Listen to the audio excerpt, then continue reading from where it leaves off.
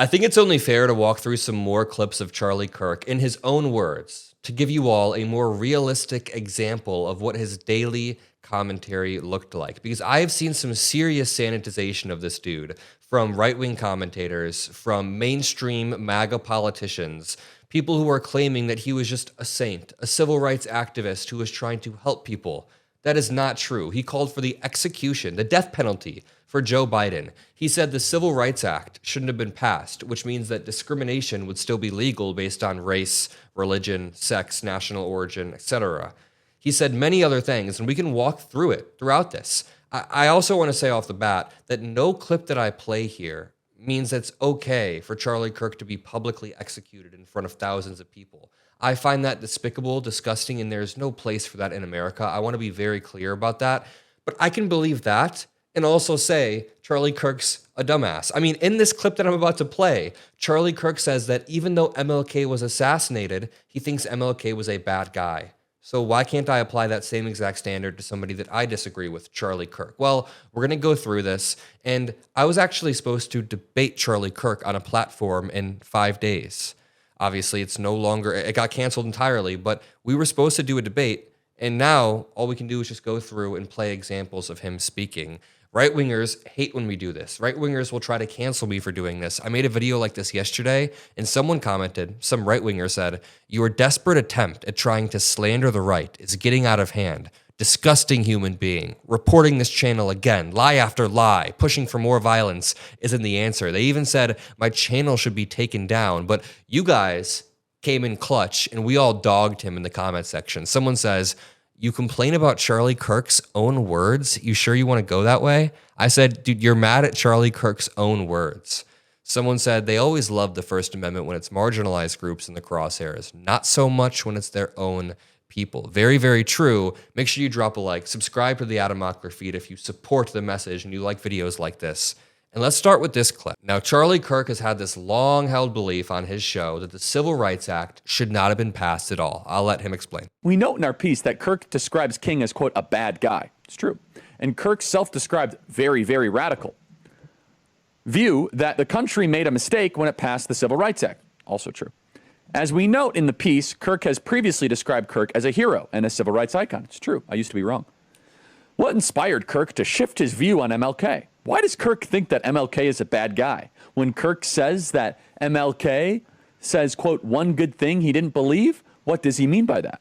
Why does Kirk believe passing the Civil Rights Act was a mistake? Now, again, apparently they don't listen to the show because we do that at least once a week, right? Once a week we talk about why the Civil Rights Act was a mistake. This is a long-held belief from Charlie Kirk, and we can dig deeper in other videos, but just a quick run-through. The Civil Rights Act is important for a few reasons. First of all, it banned segregation in public spaces. There was no more separate but equal. It's just equal. Everybody has equal opportunity, or at least in theory. Obviously, some groups had a massive head start, so it's a little bit hard in reality for everybody to immediately be equal when the Civil Rights Act is passed. But the goal is, over a while, that segregation will be banned, discrimination on the basis of race, on the basis of religion, national origin, or sex is illegal, and the federal government has the power to enforce desegregation and protect the voting rights of people in America. How can we be a democratic country if large swaths of the population aren't able to vote? Women weren't able to vote until 100 years ago. Black Americans didn't have a say until my grandparents were born. That's not even long ago. My grandparents are still rather young. They're 60, 61. So I think that the Civil Rights Act is objectively a good thing, no matter what Charlie Kirk says. Should he be shot and killed for saying this? No, but it's pretty despicable and pretty terrible. Because of this law, millions of Americans were allowed basic dignity. Millions of Americans were allowed the opportunity to, flourish. You shouldn't be denied opportunities simply because of how you were born. That is not American. We need a level playing field. That is American. Everybody having opportunities is American. So I disagree. Charlie Kirk. Let me know what you all think in the comments. But on to this next clip of Charlie Kirk blaming none other than DEI, diversity, equity, and inclusion, for deaths in Kirk County, Texas, when there was flooding just a few months back. The Democrats, they're so despicable. The Democrats are not lifting a finger to remember the well over 100 people that have died in Texas Hill Country. What you are not being told by the media anywhere is that the death toll likely would not have been as high if it wasn't for DEI. This Texas tragedy is just the latest example. It's not just incompetence. This is DEI working to undermine meritocratic institutions, and more people likely died than otherwise would have because of DEI. All right, you know what his source is? He just made it up. Do you know how much easier this show would be if I could just come on here and make things up based off my preconceptions about the other party? I would love that, but he's lying. He is lying through his teeth right now. DEI had nothing to do with it. In fact, there are many reports about how Kristi Noem delayed the Department of Homeland Security response to the Texas floods because she enacted an outrageous new rule the month prior that made it so every single equipment or rescue request had to go through her for authorization. They claim this was to prevent waste, fraud, and abuse because they are obsessed with quote-unquote waste, fraud, and abuse, cutting it at the cost of human lives. And what ended up happening is it delayed any sort of rescue. Per Thursday CNN report a few months back, Noem enacted a requirement for DHS expenditures over $100K to be signed off by her. This is a white woman. And now you see the pattern that arises.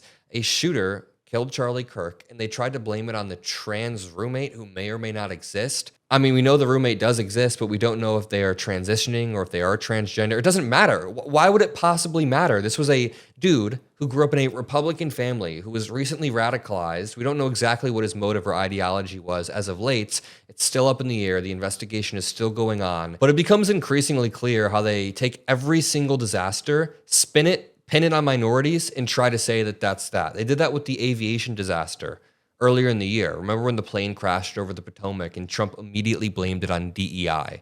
What about this next clip? I played this yesterday, but I actually want to expand on it a bit because I did more research. And Charlie Kirk is so incredibly wrong. He's arguing against free school lunches for children. He says it's actually a bad idea, and he's just wrong. I'll play the clip in 1 second, but keep this in mind. For some kids, school lunches are the last refuge, the only reliable source of nutrition that they get. Charlie Kirk also says so many kids are overweight. But the more research I did, overweight doesn't mean that you're well fed. Many children are overweight because the only food they have access to is cheap processed food that lacks any sort of nutrition. So school lunches, which I'm not going to say that they're healthy or perfect. I just got out of school a few years ago. They're far from perfect, but they're necessary. It is necessary for kids to function and retain information and be effective. But Charlie Kirk argues this. Do you think that there should be free school lunch for all children? No.